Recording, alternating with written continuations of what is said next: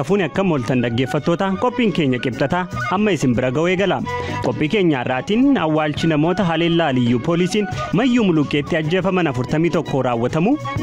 Haleessa hanga galgala irraa sa'a 5tti aanaa mayyuu mulluqqii sirni awwaalcha isaanii haleessa raawwatame ta'uu isaati.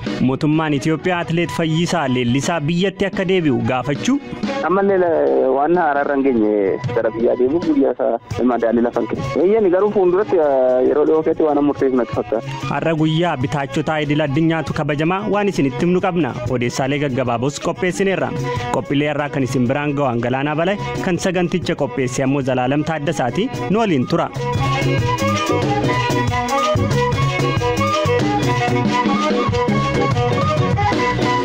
Awwaalchi namoota haleellaa poolisii addaa naannoo Somaaleetiin aanaa mayyuu muluqqeetti ajjeefaman 41 kaleessaan gaalkanitti raawwatamu hooggantuun waajjira koominikeeshinii aanichaa adde Tizitaa Abbaa himaniiru. Uummanni ammas nageenya isaaf yaaddoo qabaachuus dubbataniiru. Zalaalam Taaddasaa bal'ina isaa isinitti hima. Reeffi namoota ajjeefamanii kaleessa halkan fuudhamee kan awwaalame yoo ta'u qaama miidhamtoota dabalatee daa'immanis ajjeefamuu isaanii adde Tizitaan himaniiru. Manguddoo umriin isaanii 70 ol hataan manguddoota 7tu jira akkasumas illee daa'imman umriin isaanii waggaa 5 gadi 7tu jira jechuudha. Dhiira 3 fi dhalaa 4 waliigala 7 daa'imman warri ijaa'ina garra dhiira 1 fi dubartii 2 jira waliigala 3 jechuudha warreen du'an kana keessa. Kaleessa hanga galgala irraa sa'a 5tti aanaa mayyuu mulluqqii sirni awwaalcha isaanii kaleessa raawwatame ta'uu. Kana malees qabeenyi barbadaa'uu qofa osoo hin taane saamichi uummata keenya irratti gaggeeffameera jedhan. Qabeenyi saamamee jira maallaqaan jechuudha. Waliigala immoo hanga qarshii 900 ol kan tilmaamamu jechuudha maallaqni kun achitti qabeenya qabanii jira dukkaanota gurguddoo iddoo sanitti. Naannoo rukuttaan kun dhaqqabetti humna milishaa irraa kan hafe humni poolisii mootummaa naannoo bobba'ee akka hin jirres adde Tizitaan himaniiru. Ammayyuu yaaddoo nageenyaa keessa jirraa jedhan. Namootni madaa'an 11 hospitaala Gaara Mul'ataatti yaalamaa akka jiran himanii 9 ammoo buufatuma fayyaa naannootti yaalii argataa jiru jedhan.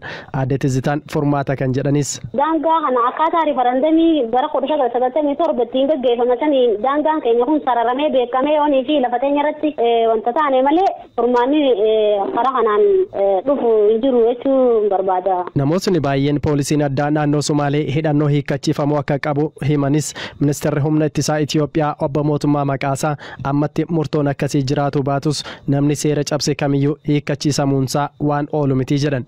Nageenya uummata isaa eeguuf mootummaan naannoo Oromiyaa maal hojjechaa jira kan jedhuuf biiroo dhimma nageenyaa fi koominikeeshinii Oromiyaaf bilbila yaallus milkaa'uu hin dandeenye.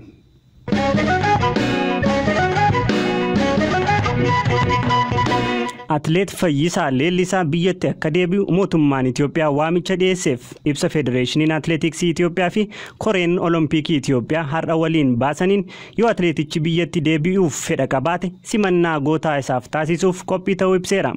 Hoogganaan koominikeeshinii Federeeshinii Atileetiksii Itoophiyaa obbo Silashii Bisraat ibsa isaaniirraa kana nuun jedhaniiru.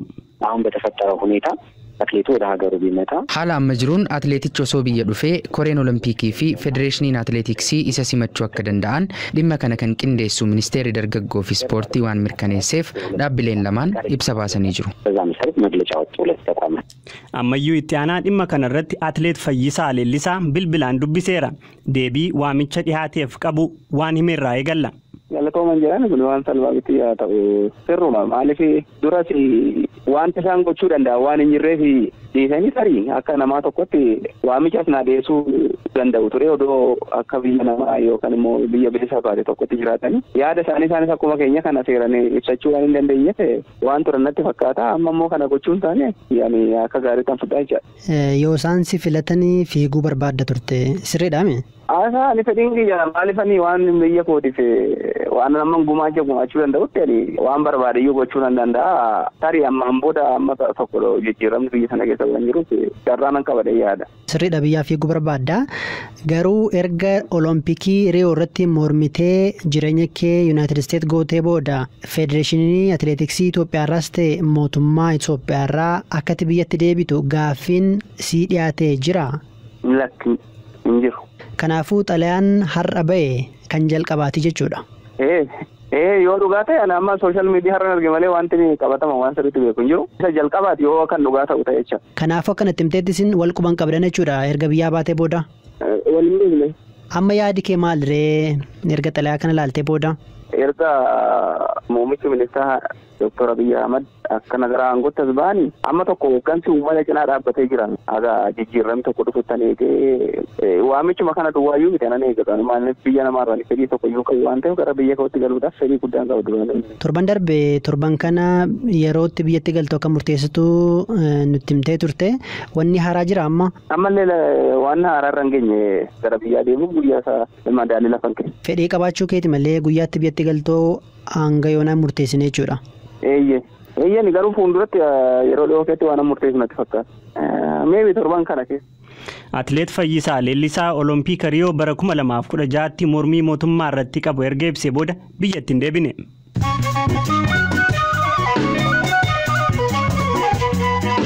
Dhaggeeffattoota kan caqasaa jirtan raadiyoo BBC sagantaa afaan Oromoo amma immoo odeessaalee gaggabaaboo firaafolii dhugaasaarraa dhageenya. Har'a Shawaa Kaabaa magaalaa Caacaa naannoo saatii 6tti atoobisiin uummataa fi siinootiraakii warra rukutee lubbuun namoota 16 darbeera. Daa'imman 4 garuu miidhaa tokko malee ooluu danda'aniiru.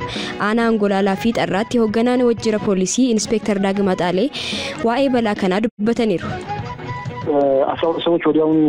Namoonni 12 battaluma sana 4 ammoo erga mana yaalaa ga'anii du'an walumaa galatti lubbuun namoota 16 darbeera. Namoonni miidhaan guddaa irra ga'e hospitaala riferaalaatti yaalamaa jiran jiru. Sababa balaa kanaa waan qorachaa jirruuf yerootiif wanti beeknu hin jiru. Miizaan teeppii keessatti walitti bu'iinsa guyyaa kaleessaa gosa irratti hundaa'ee jalqabeen qabeenyi barbadaa'uu fi lubbuun nama tokkoo darbee namni tokko immoo yaalamaa akka jiru hoogganaan waajjira haqaa fi nageenyaa magaalaa teeppii obbo Tasfaayee Alamuu BBC'tti himaniiru. Sababni walitti bu'iinsa kanaa ijoolleen teeppii kaleessa naannoo diinaa jedhamutti reebamanii dhufanii akkam ijoolleen teeppii tuqamu kan jedhudha. Baay'inaan sochiin kun gosa shaakkaa irratti katijeeffate yoo ta'u kaan immoo manneen bulchiinsaa irratti miidhaa geessisaa fi meeshaalee barbadeessaa turan.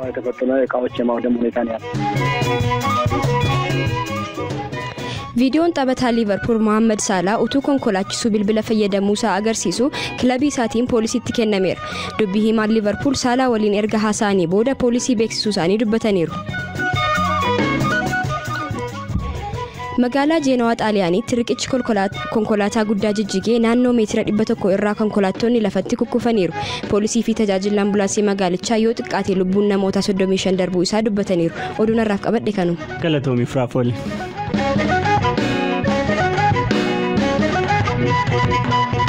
Walitti bu'iinsaa fi balaa ibiddaa bakka qubannaa lammiileen naannoo daangaa Somaalee fi Oromiyaa irraa buqqaan magaalaa Adaamaa qubatanitti mudateen lubbuun nama tokko darbee 36 madaa'aniiru.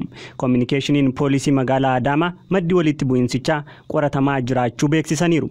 Kaleessa gara galgalaa magaalaa Adaamaa bakka jiraattonni rakkoo daangaa naannoo Somaaleef Oromiyaatti ture dheessanii qubatanitti walitti bu'iinsa mudateen lubbuun nama tokko darbuu fi 36 akka ta'an madaa'uu haakimni baqaqsanii waldhaanuu hospitaala Adaamaa Dr. Didhaabaatu BBC'tti himaniiru. 36 namoonni kalee rukutamanii dhufanii isaan keessaa baay'een isaanii kan ittiin rukutaman dhakaadha jedhu leenistira namni tokko qottoodhaan isaan rukutamee jira. Waliigalatti namni tokko yoo nu bira ga'u lubbuun hin jiru. Namoonni kun baay'een isaanii warroota rukutaan giddugaleessaaf salphaa ta'edha. Namoonni lamarra hubaatiin xiqqoo cimaan ga'ee jira. Isaan kanaadha namoota salphaadhaan hubaatii salphaa qaban baay'ee isaanii yaallee gara manaatti deebi'anii jiru. Qajeelcha poolisii magaalaa Adaamaatti ogeetti kominikeeshinii kata'an saajina olaanaa Worqinash Galmecha walitti bu'iinsaa fi balaa ibiddaa qaqqabeen lakkoofsi namoota miidhamanii 17 akka ta'e dubbatan. Manni 4 kan gubate kana booda namoota 17 siin jedhe tokko namni tokko hin du'e namni tokko miidhaa cimaan irra ga'ee hospitaala jira. Madda rakkoo kanaa adda baasuuf poolisiin qorachaa akka jirus saajina olaanaa Worqinash nutti himaniiru. Amma poolisiin qorachaa waan jiruuf malee wantoota taphaa walitti waanitti akkasiin immoo yoo amantaadhaan walitti waanitti himanitti akkaataan itti gubate kamtu gubee akkamitti gubachuu danda'an jedhu sanas galgalaarra waan ta'eef poolisiin ganaa adda baasaa jira amma. Gabaasa Hamza Hussein nageenye. Addi bilisa baasaa Ogaadeen waraana dhaabuun mootummaa waliin marii nageenyaa gaggeessuuf waliigalee mariis gaggeessee jira. Araaraa fi waamicha mootummaan taasisee hordofuun murticha akka fudhatanis miseensa koree hojii raawwachiiftuu fi itti gaafatamaan kominikeeshiniin dhaabichaa obbo Hassan Ali himaniiru. Haa ta'u malee kaayyoon fottoquuf qabanne hin jijjiiramne jedhu.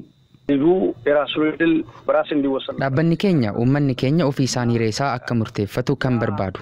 Haa ta'u malee amma dhimmi xiyyeeffannoo argachuu qaba jennee murteessine nageenya Itoophiyaa keessatti akkamiin hirmaachuu qabnaa kan jedhu irrattidha. Akka dhaabaatti karoora yeroo gabaabaa fi dheeraa qabna. Kana ilaalchisees gara fuulduraatti uummanni Ogaadenis sirna bulchiinsa ammaa keessatti bilisummaa haqaa fi walqixxummaa kan argataa deeman yoo ta'e yaada isaanii jijjiiruu danda'u. Haa ta'u malee kunis uummanni akka ofii isaan murteeffatu gochuu qabna. Heera mootummaa Itoophiyaa irratti mirgi namoomaa akka kabajamu barraa'us waggoota dheeraa darbaniif mirgi namaa kabajamaa hin turre. Keessumaa uummata Ogaadeen irratti cunqursaa guddaa addunyaa irratti beekamutu geggeeffamaa ture. Amma garuu qoqqoodamuu yaaduu dhiisnee akkamiin walitti dhufna kan jedhu irratti wal deeggarra. Yoo haalli Ogaadeen keessaa tasgabbaa'e gaanfa Afriikaadhaaf bu'aa guddaa qaba. Soomaaliyaan illee kan isheen bittinnoofte dhimuma Ogaadeen irrattidha. Walitti bu'iinsi Somaalee fi Oromoo gidduutti uumame dhimma daangaa osoo hin taane rakkoo siyaasaati. Kanammoo dhaabbilee kaantu ta'ee jechuudhaan raawwachaa jira. Uummanni Somaalee fi Oromoo uummata waggoota dheeraaf akka obbolaatti jiraatan waan ta'eef waan kanarraa of qusachuu qabu. Obbo Hasan Ali Caqasni.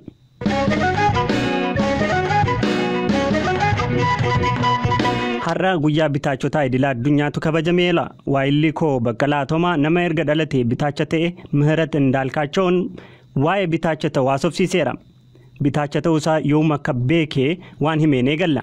Harka bitaa ta'ee akkan dhaladhe maatiirraadha kan hin dhagaye ijoollummaadhaan jechaadha. Ani akkasumatti harka bitaatti harka mirgaatti ilaaleen kan inni itti wanni ta'u malee ijoollummaadhaan kan hin yaadadhus kan hin beekus hin qabu. Garuu fakkeenyaaf nyaata harka mirgaadhaan hin nyaatan. Kan ammoo kan ta'e yeroon ijoollummaa yeroon harka bitaa sanaan nyaachuuf ta'u abbaa kooti na rukkuteennaan natti dheekkameennaan bitaadhaan dhiisee mirgaadhaan akka nyaadhe maatiirraan dhagaye. Amma kan si dhibu harki mirgaa koo jechaadha. Nyaatallee akka gaariitti walitti hin qabu.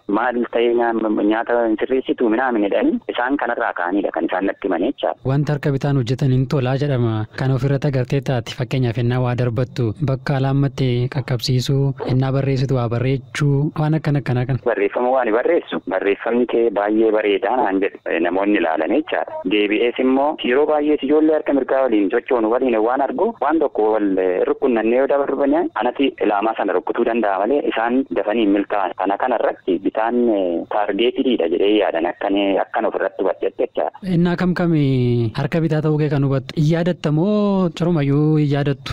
Fakkeenyaaf kan kana yaadadhu waajjira keessatti wanta tokkoon mallattoof waa dhaqxu akka nama harka mirgaatti siif taa'u isaan. Yeroo naanneffachuuf jedhu ani kana ofii yaadadha akkan bitaa ta'e kaan garuu yaadadhan waan darbadhus waan maal jedhus akkuma mirgaatti itti fayyadama wanta ta'eef nawanni hin jedhu. Bitaachummaan maalirraa madda waan jedhu Dr. Birraa Leggasaa akkasiin ibsu. Bireeniin inni lallaafaansaa iddoo lamatti addaan qoodama jechuudha. Raayit and leeft jedhamee jechuudha. Inni addaan qoodu sun korpas kaalusam jedhama. Amma bireeniin kun gaafa qoodamu leeft saayidiitiin guddaadha saraayitirra. Uumamaan jechuudha. Raayit saayidii fi leeft saayidii godhee innaa korpas kaalusamiin addaan qoodu. Yoo leeft saayidiitiin xinnoo ishii irra guddina qabaate namichi raayit haandidii ta'a. Yoo raayit saayidiitiin irra guddaadha immoo ta'e leeft haandidii ta'a. Kun neechariidha malee dhukkubas miti waan bareedaadha yooma rakkoo hin qabu. Fakkeenyaaf ofuman sii fudhadhaan leeft haandidiidha daa'ima. Harka koo hidhanii si dirqamaan harka mirgaan akka nyaannu tireend nu godhanii nu rakkisanii nu barsiisanii jechuudha. Tireeningiidhaan hin fidda shaakaliidhaan jechuudha akka ispoortiitti. Tireeningiidhaan hin dhufa garuu akka warra kaaniin ta'u. Ammayyuu harki koo leeftiin baay'ee jabaadha koo. Dr. Birraa Leggasaatu namni maaliif bitaacha akka ta'u nutti hime. Dhaggeeffattoota keenya qophiileen raadiyoo har'aaf qabanne hanganuma odeessaaleen hedduun garuu fuula feesbuukii fi marsariitii keenya irra jira. Dhaqaa ilaalaa daawwadhaa waan nu wajjin turtaniif galatooma horaa bula.